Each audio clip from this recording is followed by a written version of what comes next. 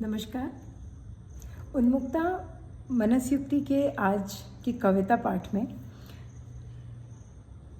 वनवास और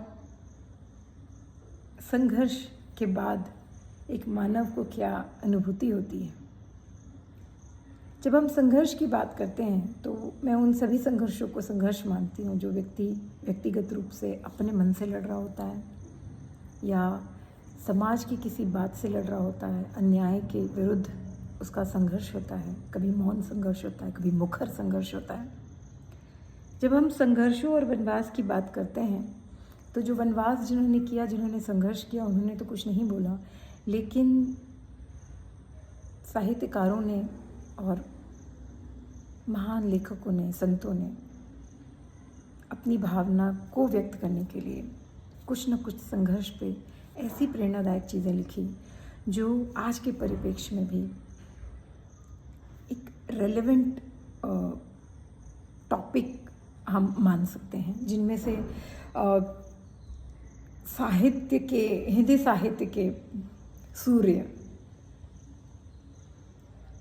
कवि आदरणीय श्री रामधारी सिंह जी दिनकर वीर रस के कवि हैं, मेरे बहुत ही फेवरेट हैं। और वो बचपन में वो सब पढ़ना और फिर उसको आत्मसात करना और जीवन में उसको उकेरना, ये मेरे जीवन का हिस्सा रहा है।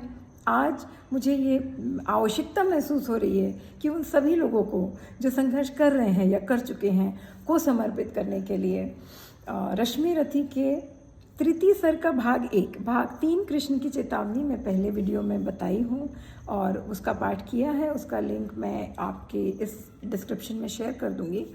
और भाग 1 का पाठ मैं करना आज बेहद आवश्यक समझती हूँ। संघर्ष किसी भी प्रकार का हो सकता है। सारे ज़िंदगी की नौकरी फिर आशियाना बनाना हो, चाहे बहुत सारी तैयारी के साथ कोई परीक्षा का पास होना हो, या बहुत लंबे समय तक किसी की प्रतीक्षा करना और उस घड़ी का आना हो, तो हर व्यक्ति किसी न किसी तरह के वनवास और अज्ञातवास में होता है। तो उन सभी अज्ञातवासी और वनवासियों के लिए ये कविता समर्पित है। कविता पाठ शुरू करती हूँ, भावनाओं को एक तरफ करके वीर रस के साथ सस्वर इसका पाठ करती हूँ, क्योंकि ये कविता उसी ओज के साथ रामधारी सिंह दिनकर जी के द्वारा लिखी गई है। मैंने ये कविता काफ़ी लंबी है तो लिख रखी है बहुत पहले, जब कभी उम्र मेरी काफ़ी कम रही होगी, मुझे याद नहीं कितने साल की थी, पर कविता का मुझे वो डायरी मेरे साथ में है, तो मैं भी उसको देख कर ही पढ़ूँगी। धारा प्रवाह रहे, कोशिश ये रहेगी, पर मैं भूलूँ ना, इसलिए कुछ देख के बोलूँगी और कुछ आपको देख के बोलूँगी। हो गया पूर्ण अज्ञातवास, पांडव लौट रहे थे साहस, पावक में कनक सदृश तप कर वीरत्व लिए कुछ और प्रखर, नस नस में तेज प्रवाह लिए कुछ और नया उत्साह लिए। सच है विपत्ति जब आती है कायर को ही दहलाती है, शूरमा नहीं विचलित होते क्षण एक नहीं धीरज खोते। मुख से न कभी उफ करते हैं संकट का चरण न कहते हैं, जो आ पड़ता सब सहते हैं उद्योग निरत नित रहते हैं। शूलों का मूल नसाने को बड़ खुद विपत्ति पर छाने को, है कौन विघ्न ऐसा जग में टिक सके वीर नर के मग में खम ठोक ठेलता है जब नर पर्वत के जाते पांव उखड़। मानव जब जोर लगाता है पत्थर पानी बन जाता है, गुण बड़े एक से एक प्रखर हैं छिपे मानव के भीतर, मेहंदी में जैसे लाली है वर्तिका बीच उजियाली है, बत्ती जो नहीं जलाता है रोशनी नहीं बह पाता है, पीसा जाता जब इक्षुदंड झरती रस की धारा अखंड।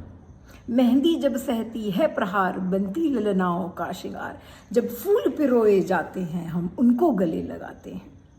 वसुधा का नेता कौन हुआ, भूखंड विजेता कौन हुआ, अतुलित यशक्रेता कौन हुआ, नौ धर्म प्रणेता कौन हुआ जी कौन हुआ, जिसने न कभी आराम किया विघ्नों में रहकर नाम किया।